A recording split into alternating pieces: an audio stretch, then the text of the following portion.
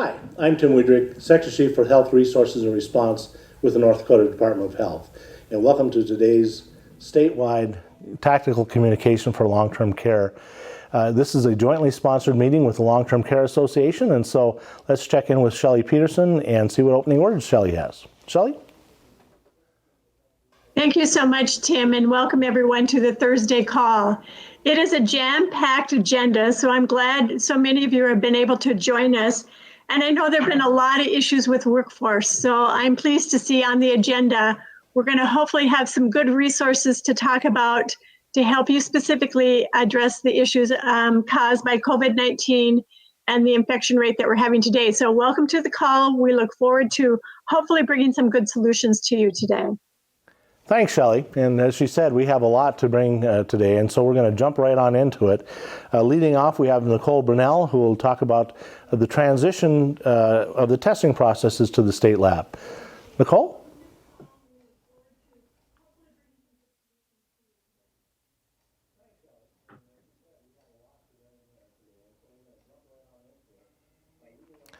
Nicole, we're waiting for you. I saw you there earlier, so... I had it on my volume up. I'm so sorry. No problem. So if you could visit with us about the testing process and the transition to the state lab for long-term care. Yeah, wonderful. So we're making our way through getting everyone back onto the state lab for testing. Right now, we have everyone over to the state except for some Minot and Grand Forks facilities, which will be on next week. So next week, we should have everyone on everyone on the state at the state lab for their testing results. In addition to that, the lab is working really hard on getting everyone onto the facility portal. I've had really great feedback about it, positive text messages and emails coming from people saying they really love it. It's really user-friendly, and having the ability to see your results at a split second is really wonderful. All right. Thanks, Nicole. Let's check in and see if we have anybody on board with us from the state lab. And Dr. Mason, are you with us?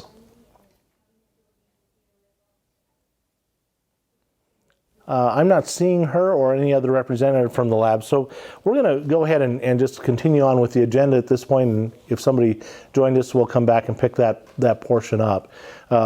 We're really fortunate today to have Dr. Paul Mariani with us. Dr. Mariani is the new state health officer, and he has some information to bring us about some of the new tests that are becoming available or will become available to long-term care.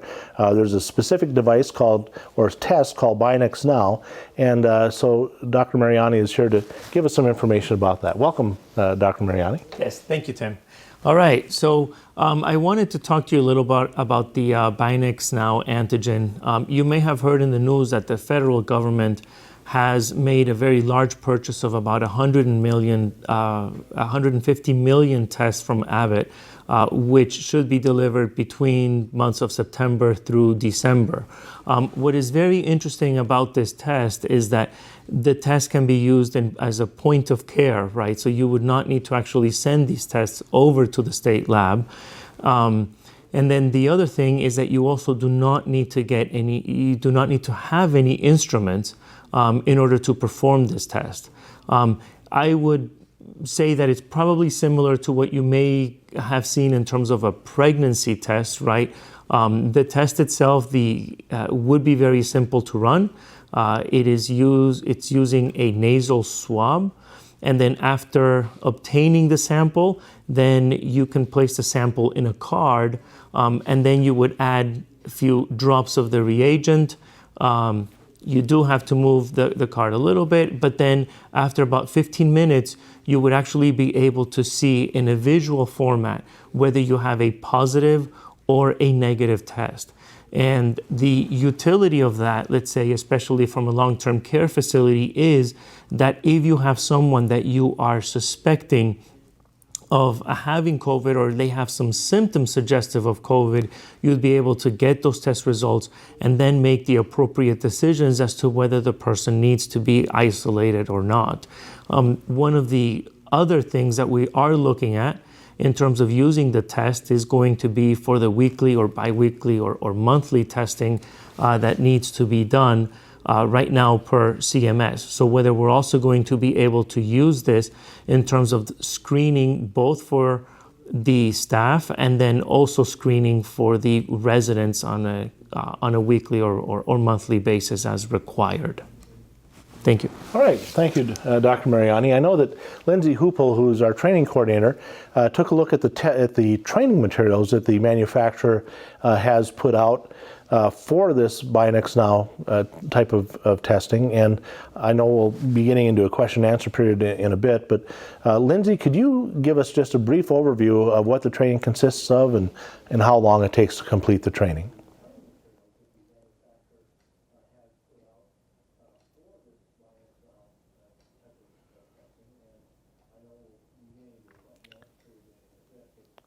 Lindsay, if you're speaking, we're not hearing you yet.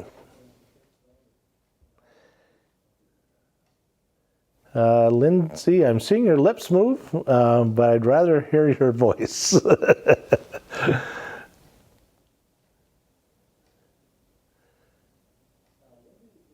Well, unfortunately, we're not picking Lindsay up, so I'll just quickly summarize that the manufacturers put out a video-based training that consists of 4 modules, and it takes about 10 minutes to complete the information, and it seemed like it was very user-friendly and should be something that is easily accessible by long-term care and a simple process to move through. Certainly the time commitment is minimal, and having seen some demonstrations of how the testing is done and what Dr. Mariani described, it seemed like it was a very, very simple process. Hopefully we can get Lindsay's audio resolved until we towards the end so that we can hear any questions or answers or additional comments that Lindsay may have about that. Let's go ahead and move on into the State Health Officer's order on close contacts. And Dr. Mariani, would you care to comment on that? Sure. So you may have heard yesterday that we made a change to the State Health Officer orders. So the previous order that we had was very specific for a household contact, right? However, we all know that the CDC actually recommends that people that are close contacts, whether you live in the same household or not, need to be quarantined. So the health officer order was really just a clarification and just to make sure that our guidance is in keeping with the same guidance that the CDC has. I do want to make a point that even though we did make that expansion to include all contacts and not necessarily household contacts, that there is still the exclusion for those who are critical structure employees. So for example, the healthcare workers would still fall under that category. And the other addition that we made, and this addition is based upon more recent data in terms of if someone has had COVID, so the close contact definition and the quarantine does exclude people who have had exposure, who have had active COVID within the preceding 90 days. Thank you. So let's go ahead and move on into the N95 respirator mask disinfecting and the Battelle system. As many of you know, there's a process that uses vaporized hydrogen peroxide that's been in the state for some time. And it's a process that will disinfect the N95 respirators so that they can be reused up to 3 times. And so as we move through this emergency, we started with the medical cache having 1.3 million N95 respirators. We have consumed we're at about 475,000 N95 respirators that are remaining in the cache. So we've consumed a large quantity. We established a trigger point at 400,000. Once we get to 400,000, we'll become much more restrictive in our ability to do the continued distribution. And so I want to give you a heads up about where we're going and the difficulty that we continue to have in obtaining 3M N95 respirators. I know we're seeing generally in the market that there are KA N95 respirators. Those are manufactured in China, and there have been some quality issues. And even if there aren't quality issues, the bigger problem that we have with moving away from the normal 3M is that our workforce, almost to a person, has been fit tested for the 3M product. So introducing from another manufacturer a different N95 respirator would require to be refit tested. And that involves a huge amount of labor, as everybody has to come in and get the fit tested completed. But worse, or maybe not worse, but in addition to that, those test materials that are necessary to do the fit testing are also in short supply. And so we can continue to have a critical shortage of the bitters and so forth that are used for the fit testing. And we've been very reluctant to purchase anything other than the 3M product. We may have to. And so I've said all that to say this, that we're proposing to go through a process where we will no longer distribute N95 respirators to entities that are not registered in the Battelle reuse program, to have those N95 respirators to have them reconditioned and decontaminated, and that there's evidence that they're actually submitting and having their respirators actually disinfected. There's a tremendous capability in what the Battelle system can in fact produce, and only a fraction of that capability is being used currently.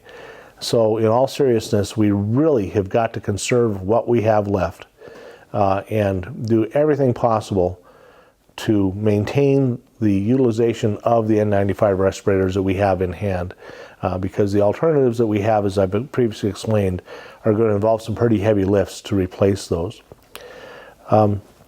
I do want to make one more comment about this, and that is that we've heard some concern expressed back about, well, what if they're overly soiled?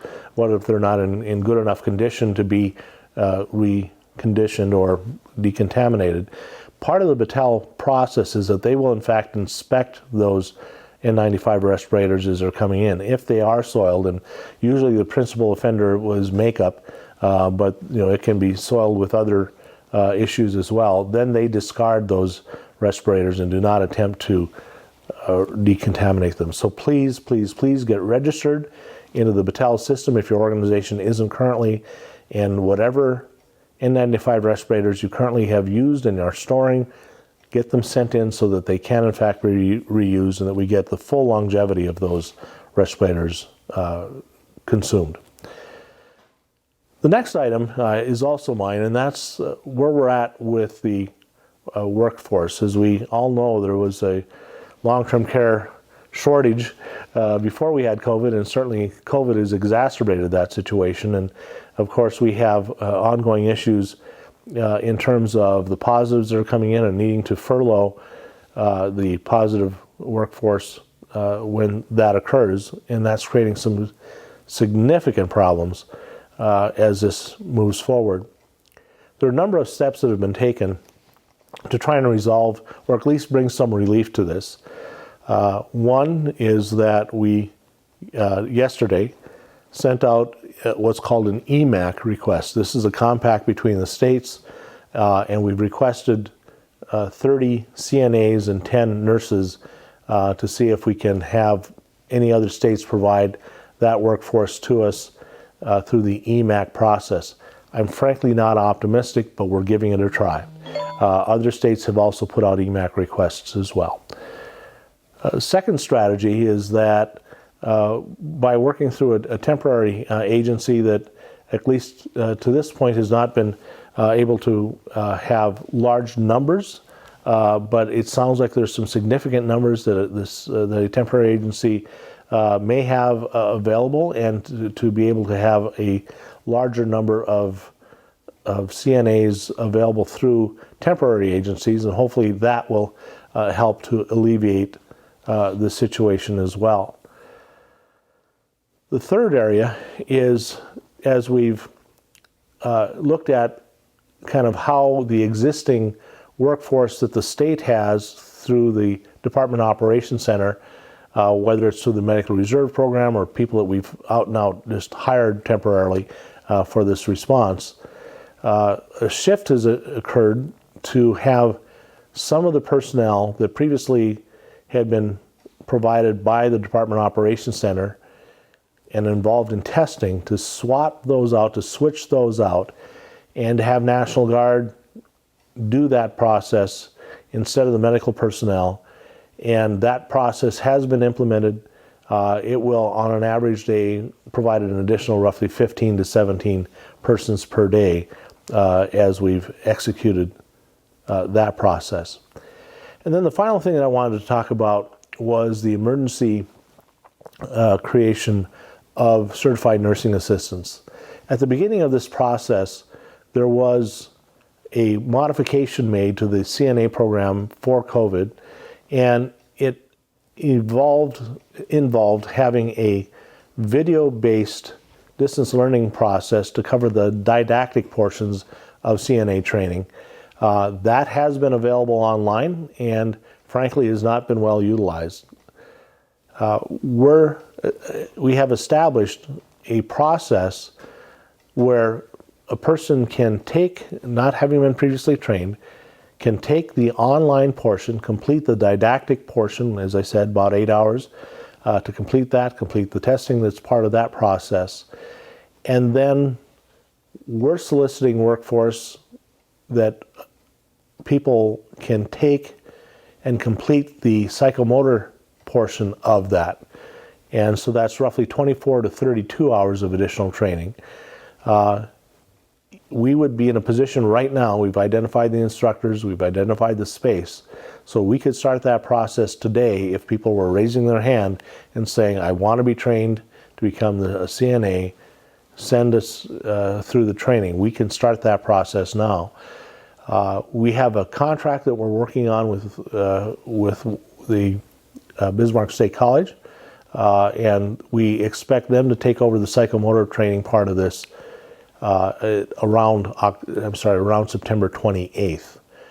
So we'll switch our staff out of doing the training into that entity to do the training. There will be a time commitment that will need to be met by the person that we're training, and that will be defined as we actually visit with them.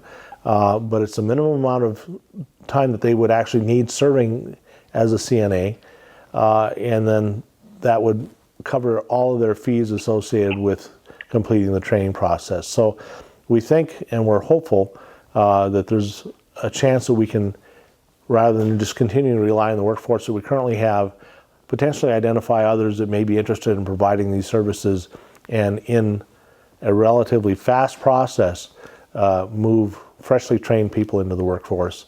What this does, and what the difference between the vision of what I just described and what had previously existed, is that we're trying to relieve the facility from the process of, in the midst of this emergency, needing to do the psychomotor skill training and skill validation within the facility.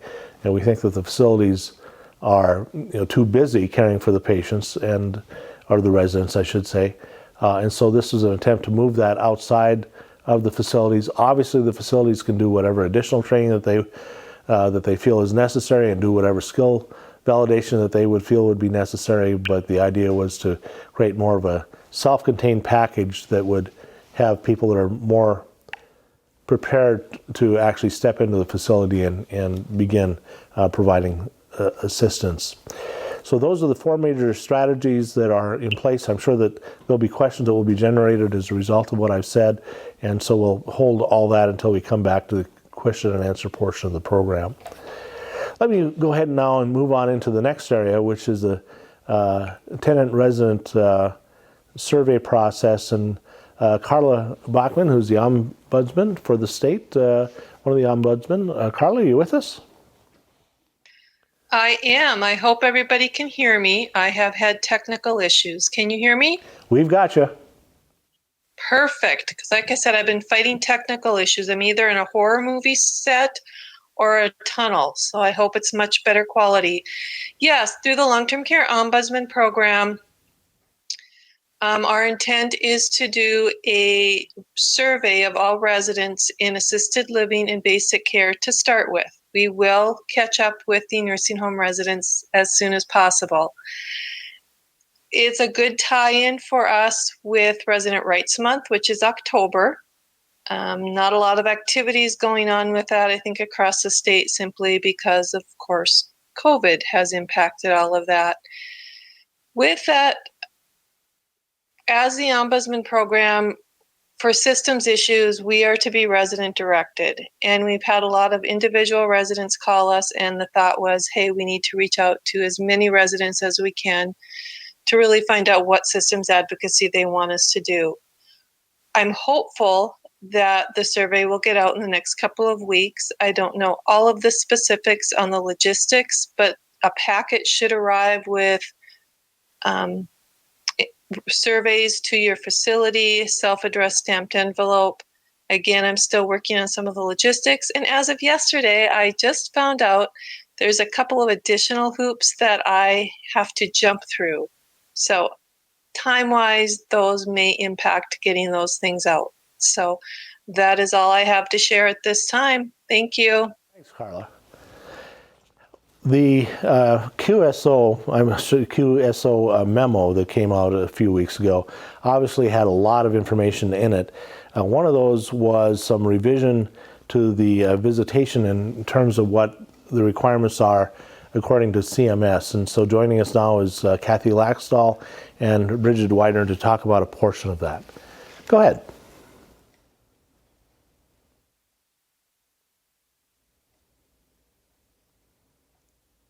There, got to mute my microphone.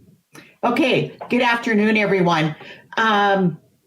So CMS, and I'm going to be talking about 2039 for the nursing homes, which was dated September 17th.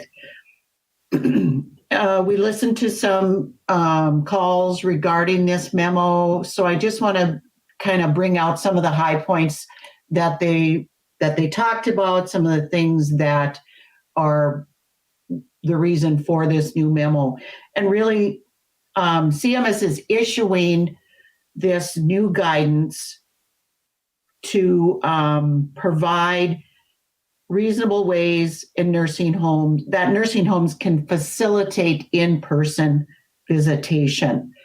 It, as you probably know, from your residents, from your families, that it's been taking a toll on the residents with their psychosocial needs of these residents, or missing their families, missing their spouses, those type of visitations.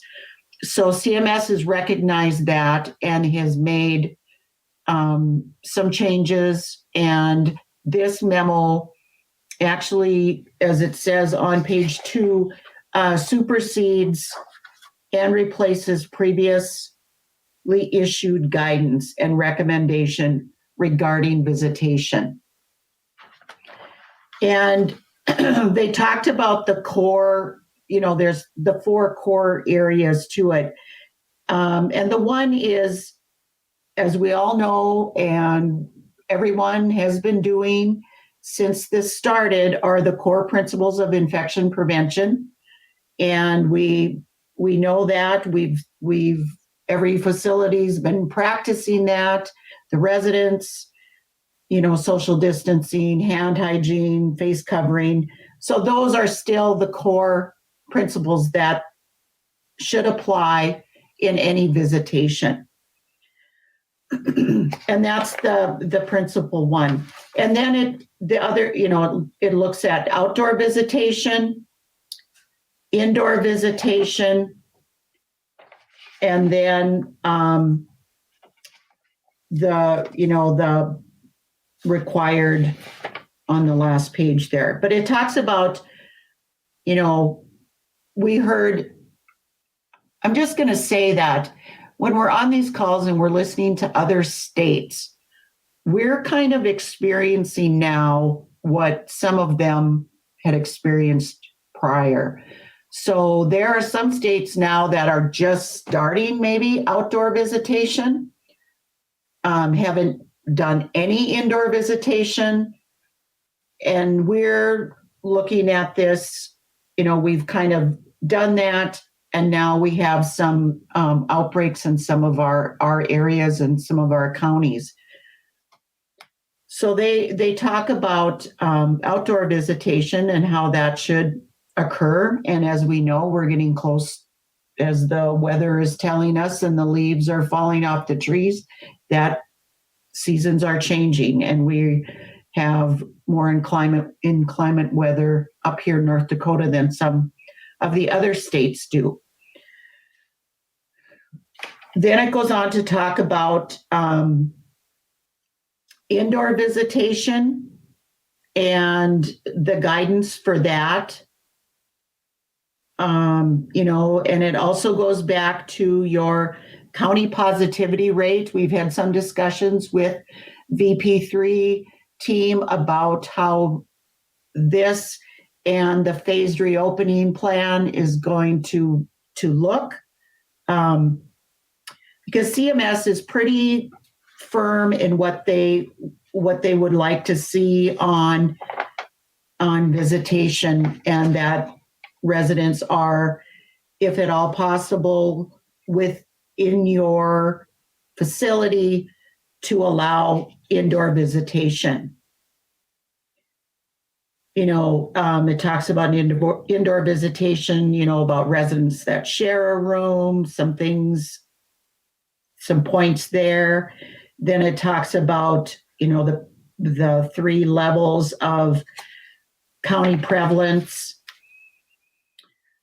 And then on page 4, where it talks about visitor testing, one question was asked on our call, can we require visitor testing? And it says you can encourage it, but you can't require it. According to how CMS is explaining this, you can encourage your visitors to test. And that's why you use the core principles of infection control, like we've been doing the whole time. With those of you that have been doing some indoor visitation, that visitor goes to that resident's room, with the face mask, hand hygiene, doesn't wander through the whole facility, and it's controlled with that particular resident. The thing that they said, and I'm just going to say this, there's not an answer for every scenario. And I probably said that before, and I may say it again. There isn't an answer for every scenario. Every facility layout is different. Every resident is different. Your workforces are different. There's different community spread. But the facility needs to take a logical approach in how they implement the items in this memo. That you take a logical approach. You talk to your team, you look at what you have available for resources, assets, and how you can implement these things for your residents. Because the intent of everything that we're all doing, from your staff to your administration to our staff to disease control, is for the betterment of the residents. Whether it's preventing COVID from them or preventing them from having psychosocial problems, weight loss, those type of things, isolation. So you have to look at your individual facilities and use a person-centered approach, a logical person-centered approach. Document policy, procedure. If we come in and survey and we find that you have maybe limited visitation, on certain areas, what are your reasonable, did you use reasonable, clinical, and safe cause? Did you limit visitation because of clinical reasons, safety? What is your basis for limiting that? Because CMS has said, and it says it right on that page, and they did bold it, it says must facilitate in-person visitation consistent with the regulations, which can be done by applying the guidance. And that is what we're looking for, that you are using a reasonable approach to help those residents. We had, and I'm sure many of you have seen this with your residents. We had a survey team out, and there was a resident that came up to one of our surveyors, and she was crying because she misses her grandchildren and her daughter, and and I'm sure you folks see that too on an everyday basis.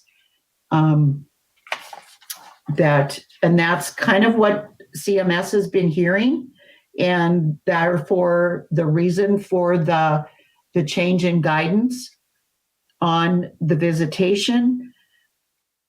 But I think if you use that reasonable approach that takes into account your situation, your positivity rate in your county, your facility, and that type of thing, that is what is going to help you get through this, so we can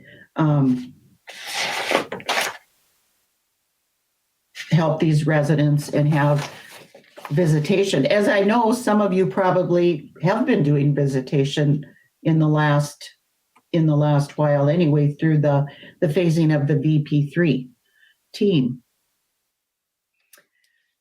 And then I'm just going to say a little bit about communal dining and activities. It talks about that there. I know I've gotten some calls, and depending upon where you've been in the phasing, you may have done some different things with dining, and now they're talking again about 6 feet between persons.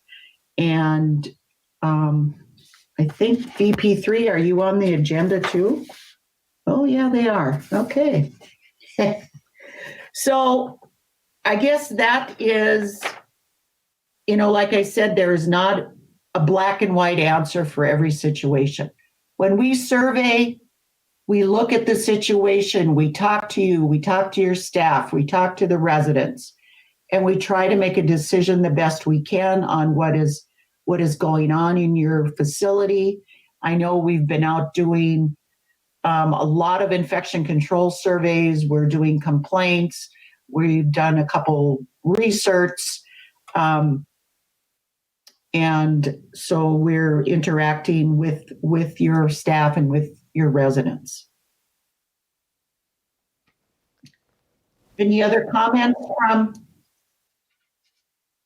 anyone else? Bridget? Roseanne? Seth? Kathy, can you just clarify? You made the comment about communal dining and the VP3 plan, and maybe they'll clarify this later. I allowed some variance in that because residents there were some negative outcomes from not being able to dine together at a table. And so are you saying now, just so I'm clear, for nursing facilities until the VP3 plan changes, they must have 6 feet distance in the dining room? That's what you're saying, correct? Yeah, and that's one thing that came out on our call on Monday was, when it comes to states and federal, they have given us some leeway with the county positivity rate. Is if like in the testing memo, with this memo, I'm not sure that we can go more lenient. And correct me if I'm wrong, Bridget, or help me out on, it was like, there's always that if the CMS guidance is stricter or the state guidance is stricter, we've often talked about that over the years. But from what I'm understanding, they want this to be followed until we get more guidance. There was a lot of questions that states have been sending up to CMS for clarification. So I foresee more clarity coming down, even within our region. On our regional call the other day, a lot of questions. If we're doing it this way in the state, do we have to change now? So I just, once these memos come out and a lot of questions start going up to CMS, once the answers start coming down, it kind of clarifies some of it into our situations. Thanks, Kathy. And just for clarity then, because it could be an infection control issue then it's 6 feet between residents, not between tables, correct? So you'd literally have one person at a table. Is that what you're saying? Because of the 6 feet between residents? Well, the memo says, that's all I can go by. It says, example, limited to a number of people at each table with at least 6 feet between each person. That's how they wrote it. Whether that, there's been discussion about, infections because you have to take your mask off and you're sitting there eating. Is that a way of transmission? Right. No, I understand that. It's just so there's been confusion and just if it's, you could have an 8-foot table, I suppose, and you could have them directly across from each other. So you could potentially have 2 people at that. But many have smaller tables. And so I'm just looking at the feasibility of how that works. And it might be then one person at a table. But your surveys that you're doing, you're evaluating that situation. We have not done a survey with this guidance yet. I'll just say that. Okay. I know I've been in probably every dining room in most of the facility, probably every facility in the state, watching meals. And yes, there is not a lot of room in some of those dining rooms. Yeah. Or the tables are not that large. Right. So, I know people move the tables apart, but we've done, kind of allowing more people at the table, given the new VP3 guidance a while ago, which was very much welcomed. But that may be contributing to some of our outbreak, according to this, it seems. But just to clarify, too, so this is specifically for nursing facilities. Basic care and assisted living don't fall under the QSO. However, we'll hear from the VP3 plan on what they're doing to update that given this memo, because that's where you would fall in. But at this point in time, this is nursing facility guidance only on the QSO, but more to come, I would imagine. And, I think there was a lot of questions from a lot of states. We're all trying to find how to work with this, and maybe some more clarification will come out from CMS. All right. Thank you, Kathy. Appreciate that. Let's go ahead and move on to the next agenda item, which is the North Dakota Smart Restart Reopening update, and let's head to the VP3 team. Thank you, Tim. As you all are aware, we are in a holding pattern here when it comes to phasing of our long-term care facilities, given the numbers as we've watched them increase. So I don't have much to report today, other than to tell you that our phase 2 still remains at 188, and we have 48 facilities in phase 3. Thank you. And so, Tim, I'm going to kind of just piggyback off a little bit of what Kathy said, because I know there's a lot of questions and outlining wonders out there in relation to this new CMS memo and its correlation with the VP3 plan. And I guess I would just emphasize at this point, kind of as Kathy indicated at the end of her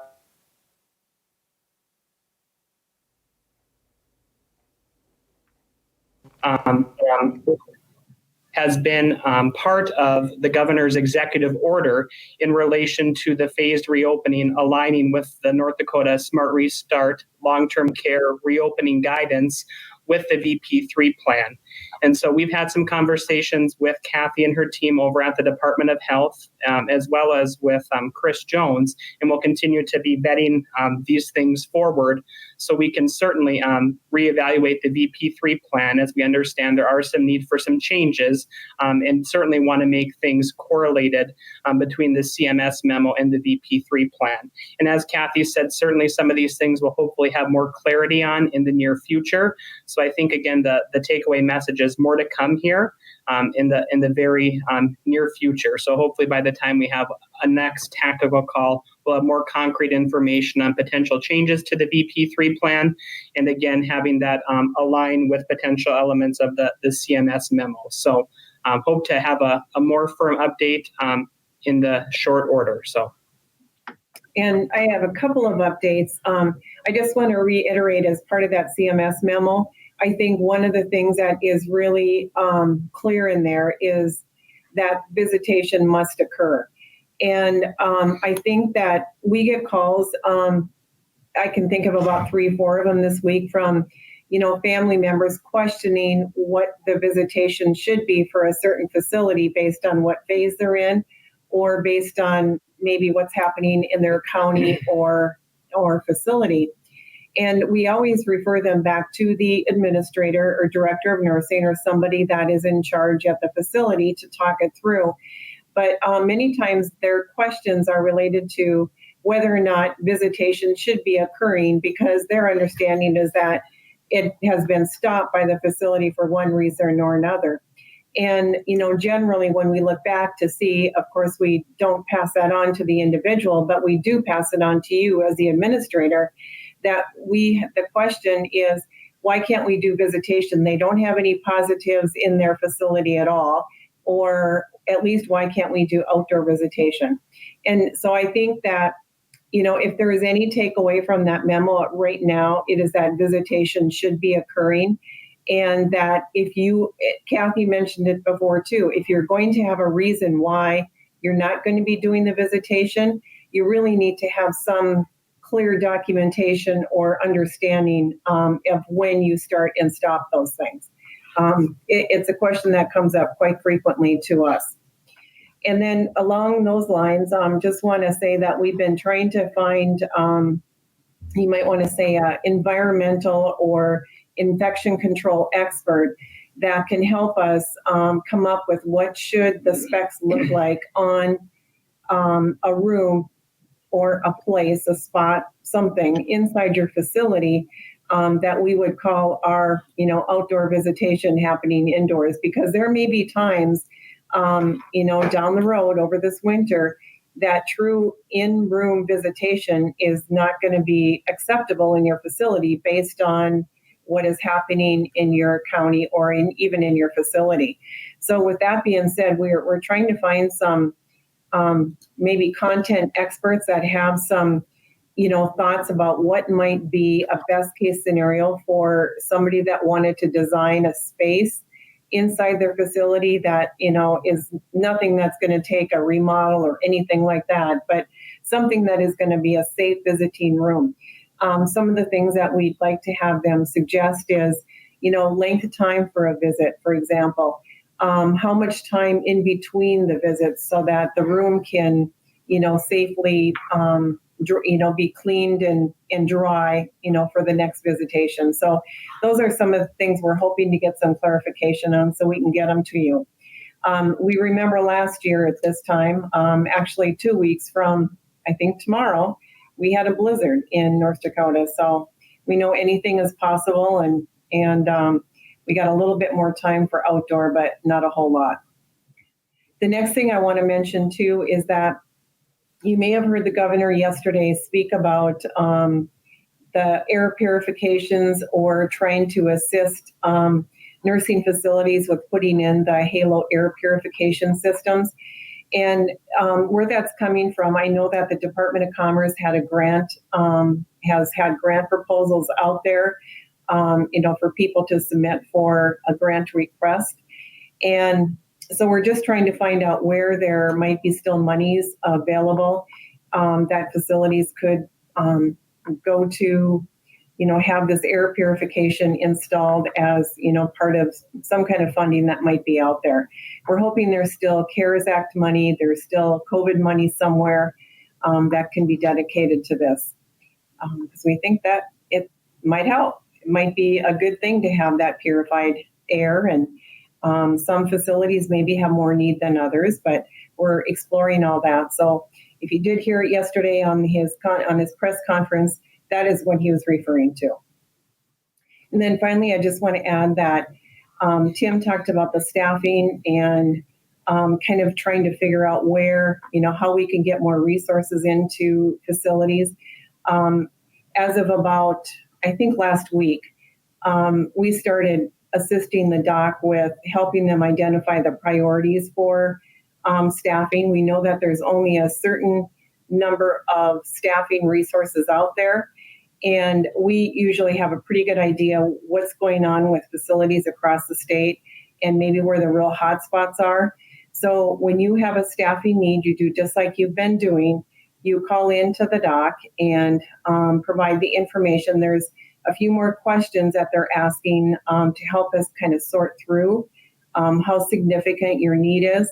And then from there, we help the doc decide how they divvy up those resources. We know there's only so much to go around, but we're trying to, help prioritize. So we have become involved in that in the last probably week to 10 days. Thanks to the VP3 team. Thanks, Roseanne, Seth, Jan. There is one additional item in addition to the funding update that we're about to go to Shelley for, and that's that we're going to want to try and visit a little bit about some of the questions that have come up surrounding test refusal by care providers that are not necessarily employees of long-term care, but that are providing care. So we'll also touch on that before we move into the large question and answer period. But for right now, let's head over to Shelley Peterson and get a funding update. Thank you, Tim. I just wanted to clarify something before we go into funding based on a comment that Roseanne just made, just so we have the right number out there. Regarding calling into the doc, if you have staffing needs, I believe the doc number that you're supposed to use, because it's not the 07, but it's the 355-6823, right, Tim?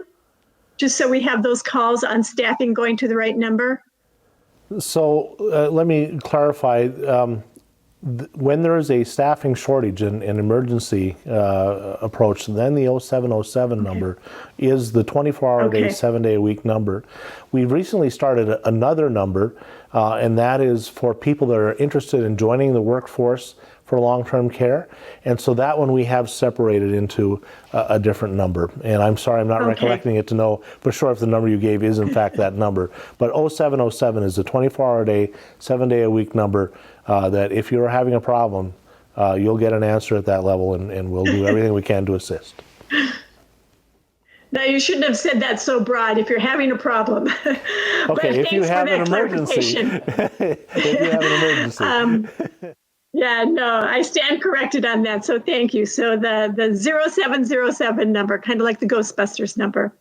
Just on funding, I just wanted to mention that the funding application process for assisted living was very complex, very difficult, and it was kind of a two-pronged deal. You had to submit your TIN, and then you had to wait for it to be accepted and processed, then you had to continue.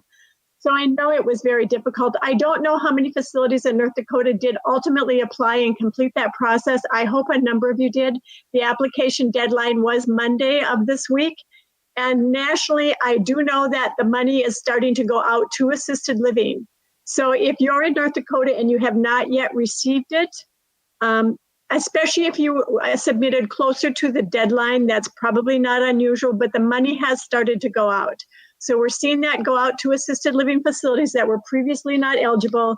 The deadline was again Monday, and the money is starting to go out. And I don't know if anyone in North Dakota yet has received it. If you have, let me know so I can at least give some assurance to others that, hey, it's processing for North Dakota.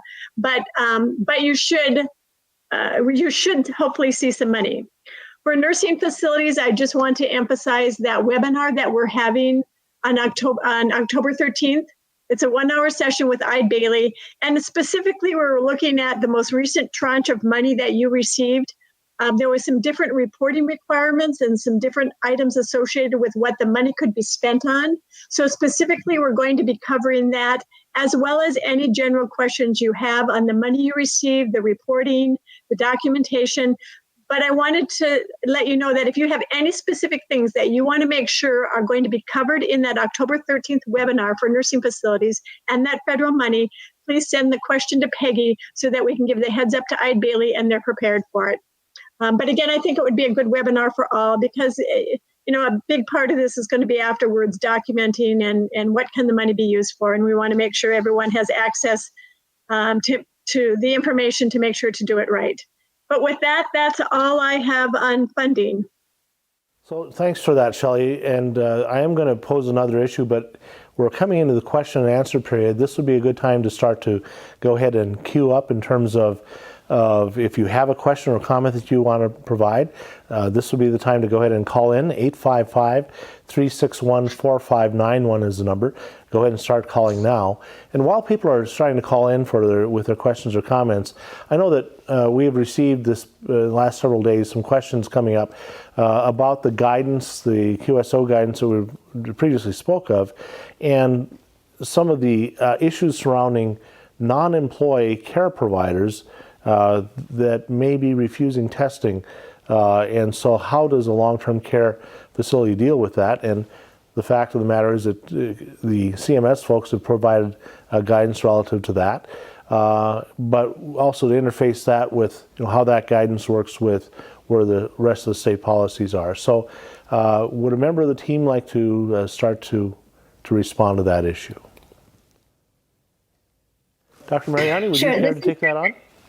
Yes, I can take that. So as Tim was saying, right, there is guidance as to what to do, and what I want to review is that for these contractors, right, for these non-employees, the guidance is that your facility needs to be the one that comes up with the policy regarding these contractors that do not want to get tested, do not want to undergo that testing. What I would ask you is to ask yourself, knowing what is going on in general in the community, knowing what is going on in our state, seeing that the percent positivity is increasing in many of our counties, seeing that hospitalizations are up, and you yourselves are in the front line of what is going on in long-term care facilities, why would you want someone who does not get tested to come into your facility and then potentially spread? So you're having your employees who are doing everything that they can in order to keep everyone safe. And I think that is how I would approach the question of what your policy should be. I mean, our recommendation would be that everyone, whether contractor or these employees, are getting tested before they're coming into your facilities. Thank you, Tim. That they are getting tested. Yes, that they are getting tested, that they should indeed have a test done. All right. Thank you for that, Dr. Mariani. Let's go ahead and start to get some question and answer. And we are going to come back to Lindsay Hoople in just a few moments to see what additional comments she may have. We think we have that audio issue fixed, but we do want to start to take some question and answers. I know that Dr. Mariani does have another meeting that he's going to have to leave for soon, so we want to get questions in if we can. So let's head to the first caller. Go ahead, caller. Hi, I have two questions with regards to staffing. First one is, can I get a link or a number to call with reference to the CNA rapid class? You mentioned that there's the 8-hour and the 32-hour CNA class. Do you have any more information you can give us on that, like a website, a web page, or a phone number to contact? And then the second question I have is, with that emergency number, that's 701-328-0707, how many staff do you actually have available is the next question, because I'm going to assume at some point in time there's going to be a large influx of facilities that are going to be looking for extra staff. So I think it would be good now if we can get a rough idea as to what's available. If you don't have CNAs, can we somehow get LPNs or RNs that are under your watch to then serve in that capacity, or is that not possible? So let me try and answer that last question first. And I'm sorry I don't have the numbers directly in front of me, but I do want to give you just a general sense. We have onboarded about 218 staff into the health department as part of the COVID response as temporary employees. Of those, we have roughly about 110 or so that are nurses. Most of those are RNs. We have almost no CNAs. I think we have like 7 CNAs that are part of that. And so what we're expecting from that then as a result of the temporary agency that I was speaking about is that potentially we may be looking at an additional 15 to 20 that would be available to us early next week. And then whatever we can identify to create freshly trained staff as well. Now, the answer is a little bit more complex because there's also something called the Medical Reserve Corps. And that's a group of folks, roughly 1,400 people that raised their hand and said, during an emergency, send me. Mostly EMS providers, nurses, and physicians. And so for each one of these situations, we do send out a solicitation to see who within those 1,400 would be potentially available. We did that this past week and had an additional, I believe it was 11 Medical Reserve Corps personnel that identified, and we'll keep continuing to do that. So that gives you some just really general ideas of the types of numbers that we have. It's not a deep pool that we have 400 or 500 people just waiting in the reserves to be able to respond to this situation. But there are roughly, as of today, we're supporting about 13 facilities that have requested assistance, and we provided some level of staffing to them. So we are able to meet those needs, and as Roseanne was saying earlier, it's necessary for us to prioritize that as well. In terms of the phone number, it's a newly established phone number, and I'm sorry I'm not recollecting that number, but before the end of this program, we'll create an announcement so that we'll give you that number to call in relative to the staffing, if there's staff to be accessed. And if it's a facility that just wants some general information, I would encourage you to go ahead and contact into the Department Operations Center, even though it's not an emergency that you get the information you're requesting. But go ahead and dial the 0707 number. Staff there will respond to your general questions about that. But it's not the number that we want workforce candidates to be calling into. Hopefully that answers your question, and I'll get the other number hopefully before the end of the program today. Thank you for that. Let's go ahead and then move on to the next caller. All right, so we in fact have an open line, and if you care to ask a question or make a comment, 855-361-4591. Remember to hit star and pound. That's how we know that you actually have a question or comment once you're on that line. Go ahead, caller.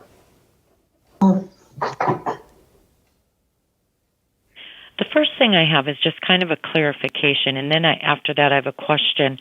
For healthcare workers that have been in close contact with a COVID-positive individual, they can or cannot work in the facility during the quarantine window.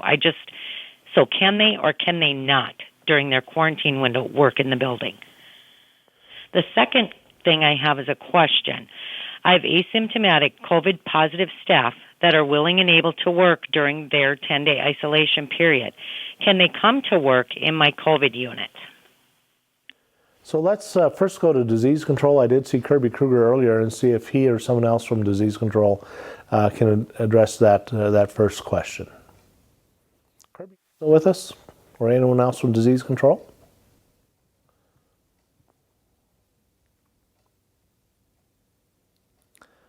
I'll take that as a no.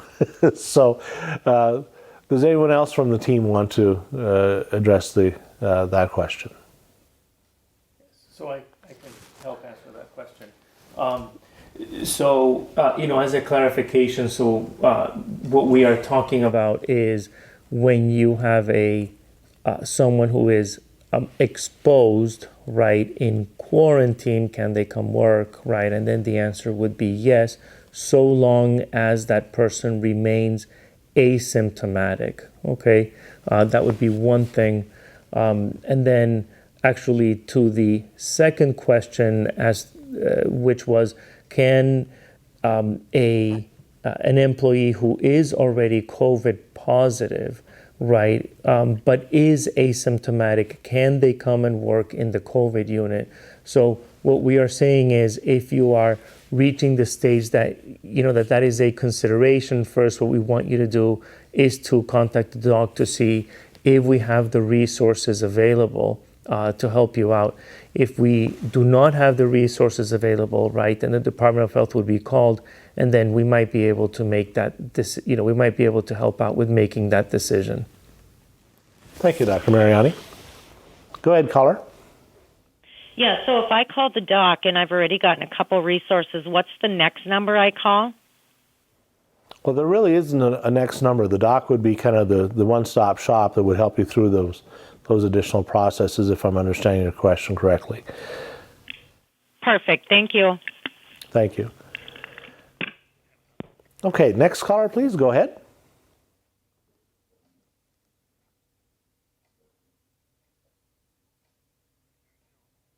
Yeah, hi. I'm happy to hear that the Department of Health is looking for alternative ways to recruit and do some of the testing. But this is more kind of a comment. I think you mentioned you had 110 RNs.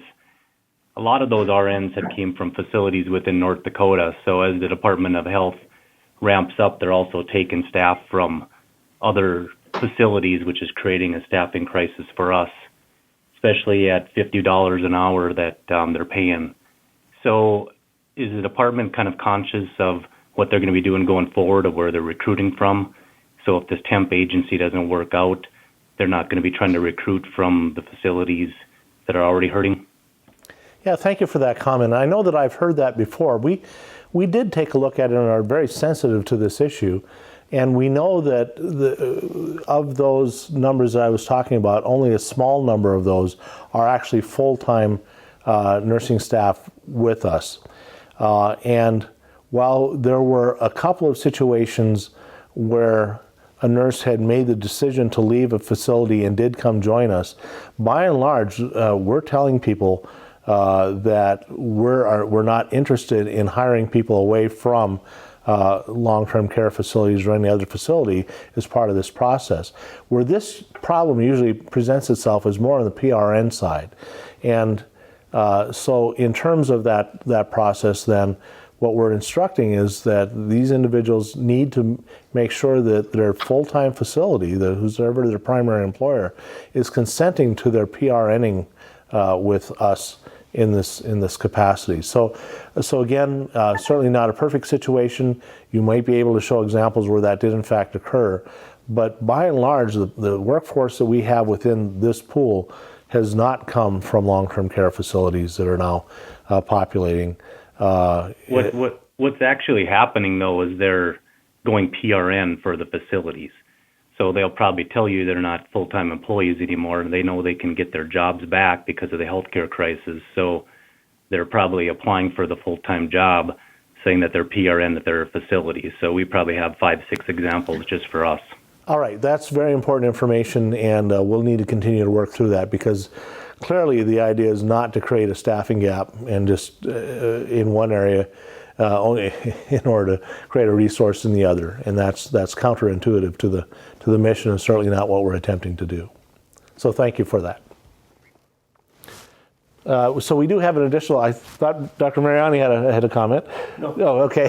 This is like an auction. You don't dare move. So let me go ahead and move on to the next caller. Go ahead, caller.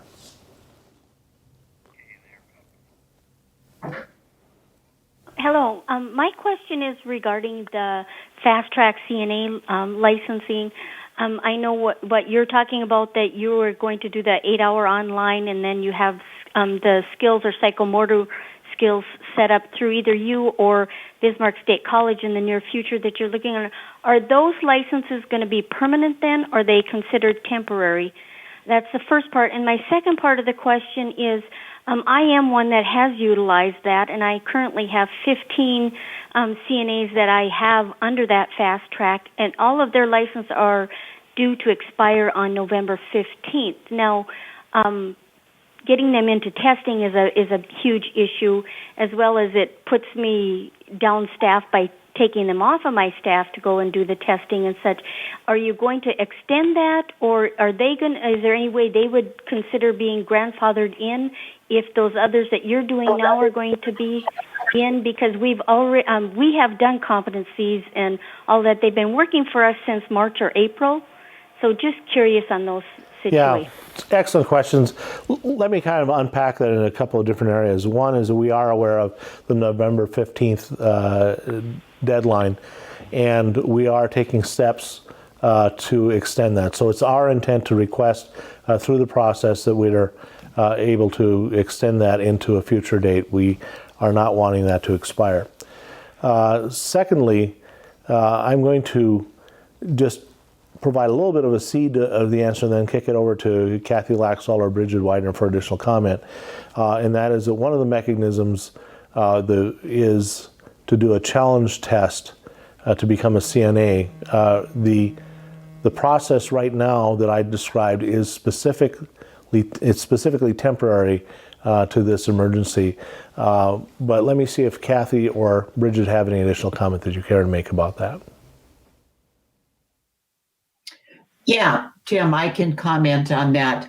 You know, anyone that has taken that 8-hour class, or anybody, they can do the challenge the test.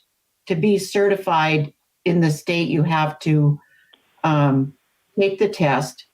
But if you've worked, if they've worked for you since March and are comfortable with the skills and that, they can challenge the test and become a certified CNA going forward. And we have been, as Tim said, doing a lot of talking about extending the time frame on that, and working with folks and their CNA training classes and different things. So this is something that we do recognize that is coming to an end here in November.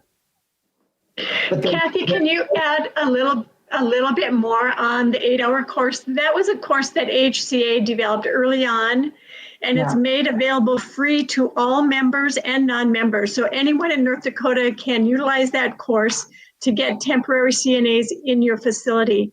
Kathy, though, can you outline, if they want to do that, what are the steps? Because I heard Tim say, I think at the beginning, not very many are doing that, although the recent caller said they used, I think, 15 or received, trained 15 individuals through that. So Kathy, if they want to use that online free course from HCA, what do they need to do with you in order to start that process? So, and we've heard some mixed or different things on that.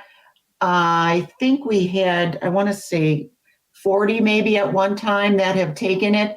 It's an online course. We had one of our surveyors take it, and I've gone in and looked at it too. And they go through the modules. You just sign up, go through the modules, and then there's a check-off sheet that you can print out that a nurse would go through with them and check off to, see if they know different things that they've looked at. There's videos also that are embedded in there about, feeding, some of those other types of skills. And then you would go to the CNA website on our health department webpage and register them as I think it's called the 8-hour course on there. And that way we know how many people have done it. And that way they would upload their certificate to the site and they would be in our system as have taken that. Then if they want to challenge the test, they're already in the system. And then if they challenge, pass, then they could become certified. Thanks, Kathy. And just a note on that too, if you want to challenge the test, I know that some individuals have indicated that you can't find a company to test through. Dakota Travel Nurse, or DNT, has indicated that they will test anybody. So if you're having, and they'll test weekends too. So if you want to reach out to Dakota Travel, they are expanding testing so that they can help you with that need. The other thing I would encourage is if they've been working for you and you believe they're competent, why not challenge the test? If they've taken the 8-hour course and you believe that they're competent, to not have to worry about keeping that extension going, get them on as a regular CNA. So challenge the test might be a great opportunity. The other question I have in comment is a question for Dr. Mariani. Is he still there? Unfortunately, he had a Okay. 2 o'clock meeting that he did need to leave for, so he is not. Well, okay. The issue that has been brought up in some emails that I'm getting is we understand that the Binax Now is a machine that you use for a person that has symptoms. So the comment of maybe it could replace, which sounded kind of nice, to replace our regular testing may not work because the manufacturer says to use it only on people that have symptoms, which is great. You could get results within 15 minutes, but I don't see how it could potentially work for ongoing testing that we're doing. And maybe someone from the state lab is on and that could comment on that. Or if I'm not understanding the Binax Now, maybe can it be used on people that don't have symptoms? So again, does anybody from the lab care to comment, or anyone else? This is Christy.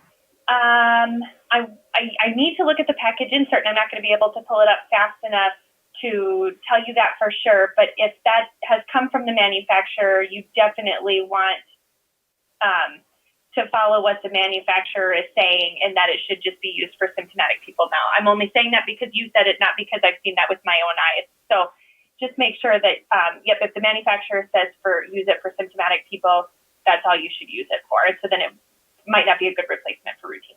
Right. And it's my understanding too, thank you, Christy. My understanding too is that the health department is going to be putting together the best practice guidance or standards on how to use the Binax Now, or at least the steps that need to be taken so that there's confidence in facilities using the machine out there. It sounds like the manufacturer has some good testing, some testing modules, but it's just, when is it appropriate, when it is not, and just provide guidance, because there's been, 3 different machines out there and hesitancy to use the first 2. And now this is the next one coming in that seems to be, could meet our needs in some situations. So that's correct, Tim, that the health department is going to be providing greater guidance in this area of which the machines to use. That is correct. And I do want to clarify, it's not an actual machine. The Binax Now really is basically a card, about a credit card size. Okay. And there's a nasal swab that's done, and then it's rubbed on that. And then there's a few drops that are placed on it, and you kind of move it around a little bit, and then you wait the appropriate time, and then you'll see what the result is. So there's no real machine, it's just the test itself. Okay. My understanding is they're about $5 a test. And in addition to the training material, there are also sections that the manufacturers put out in terms of tips and so forth. So there will be more information that will be coming out, and we'll look forward to that. And Tim, just for fun lab facts, the technical term for that is lateral flow. Say lateral flow, is that what I heard? Yes. Thank you. So I'll impress somebody the next time I have the opportunity to say that.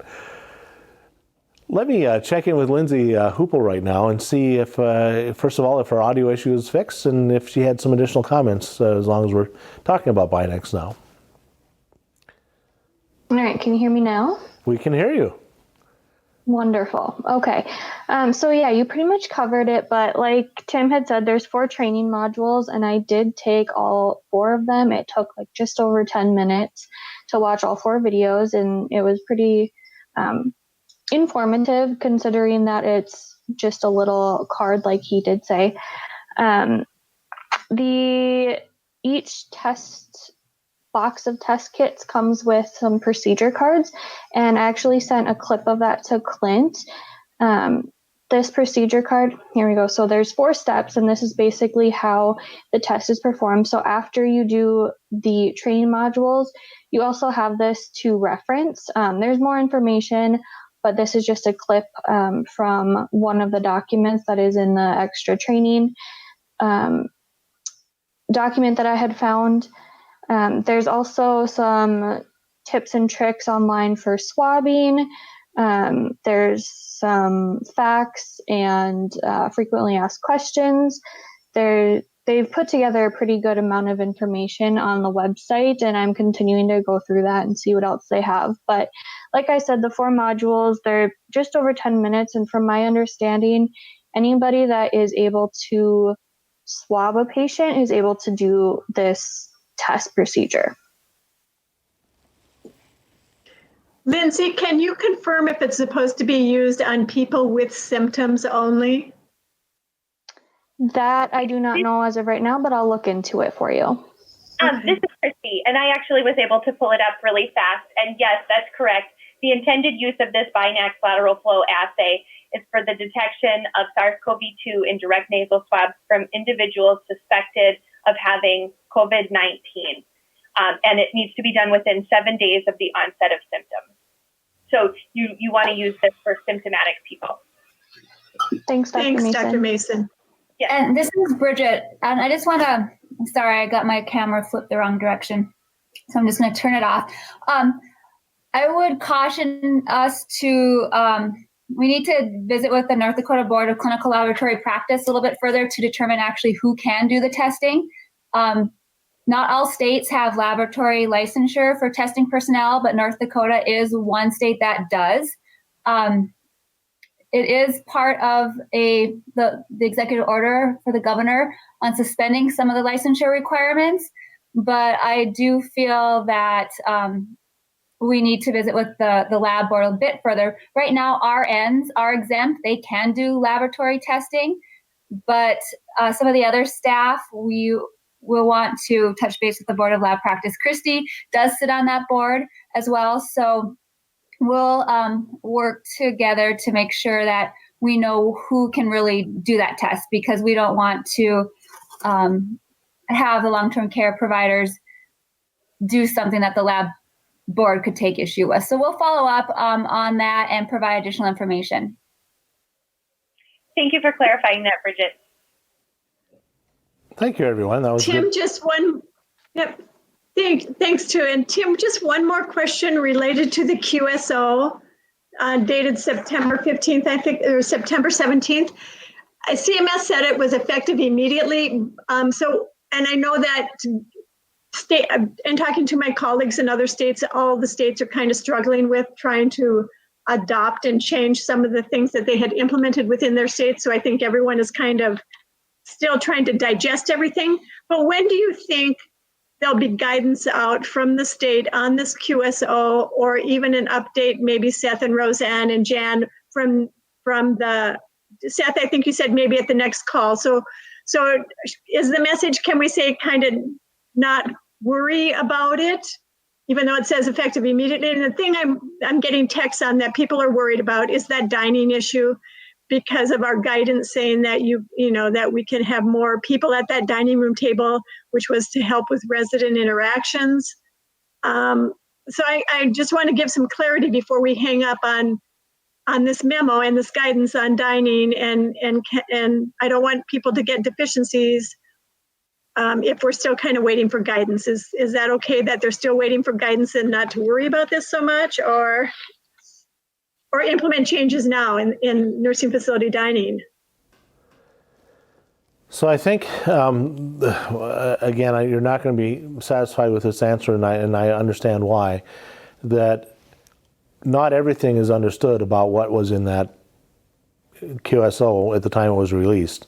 The states, hadn't even been trained or received any real information relative to it at that point, and these issues are still emerging as we speak. So I think, from that perspective, we're still posing questions to CMS, and as issue by issue greater information and clarity is being achieved, we'll obviously want to continue to share that back with you.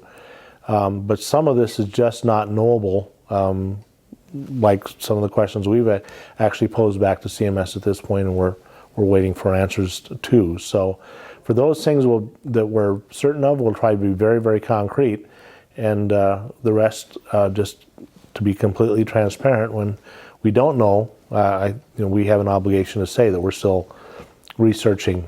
So I feel more comfortable talking about this more issue by issue as opposed to a broad sweeping statement. Kathy or Bridget, do you have anything you'd like to add to that? Yes, as Tim said, it just came out. We are looking at it, digesting it. Are we going to rush right out and start giving deficiencies for, some of the things that are in here?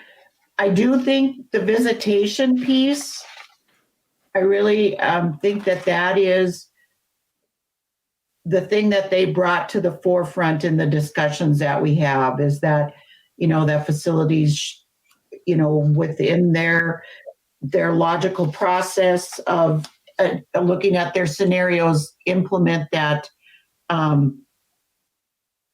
the visitation piece. If we see something and the surveyors call back and say, we can discuss it as far as the dining piece, but I don't know that we're going to be citing things tomorrow. I'm just going to say that. I mean, it's like we have to train our staff and we have to discuss it, and we're just trying to get back on track with things with our survey process. All right. Thanks for that, helps. Kathy. Yeah. Okay. We have another caller online. Before I go to that caller, though, I do just want to quickly mention the phone number that I was trying to identify earlier. This is for people that are interested in joining the long-term care workforce and may want to take advantage of the training that we've lined up. And that number is 701-355-6823. That's 701-355-6823. And please have people call if they're at all interested in becoming trained in this accelerated CNA training program. Let's go ahead. We have another caller on board. Go ahead, caller. I had a question, and I probably don't need the answers right at this time, but have we looked at conversations with the Board of Nursing?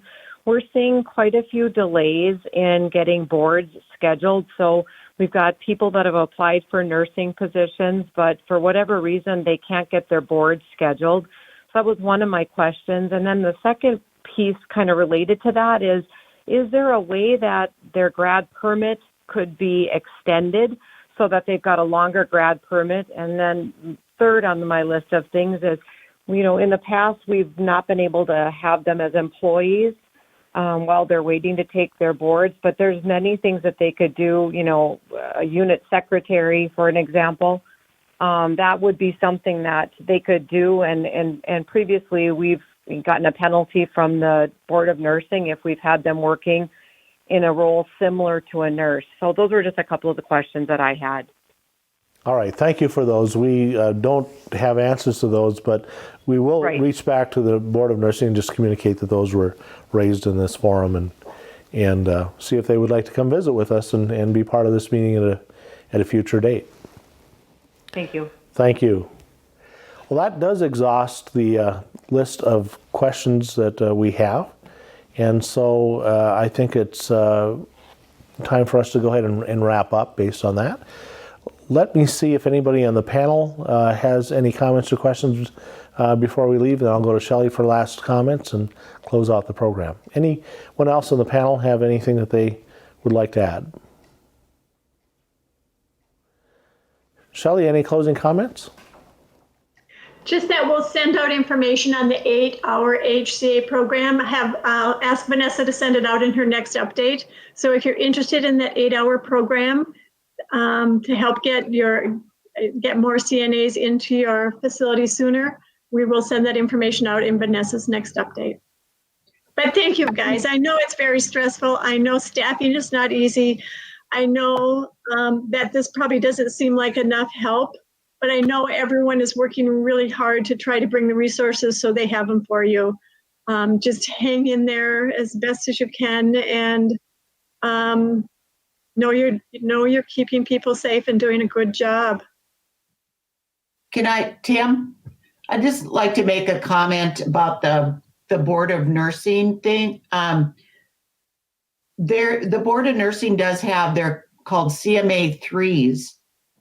And you might want to ask the Board of Nursing about that if someone is waiting to take their boards. I'm not sure what all the criteria, but it's a CMA 3 and it's through the Board of Nursing. All right. Thank you for that, Kathy.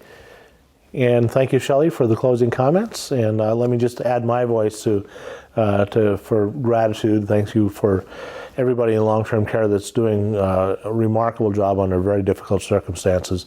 Thank you for your cooperation with us and the professional attitudes. Everyone is working very hard in a very difficult situation. Thanks for your participation today, and look forward to talking to you next time. Take care, everyone.